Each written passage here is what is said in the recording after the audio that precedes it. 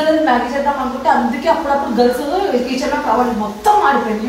ఇప్పుడు నన్ను ఎట్లా దుమ్ముతో గర్ల్స్ ఇదంతా తోమాలని చెప్పేసి నేను అందుకే పెట్టుకోను. ఈ వర్షాకాలంలో మ్యాగీలో అసలు కిచెన్లోకే రాను.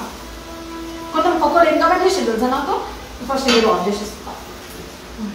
ఒకరు ఏం कमेंट చేసి తెలుసా నాకు, तुम आप फैमिली के साथ रहते हो क्या, सब लोग एक ही घर में रहते हो क्या అని చెప్పి समथिंग ఏదో కమెంట్ చేసిండు.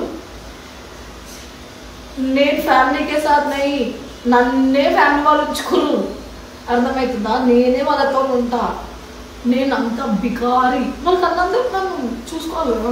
నేను ఫ్యామిలీ చూసుకున్నంత సీన్ నా ముఖానికి అంత సీనే లేదు.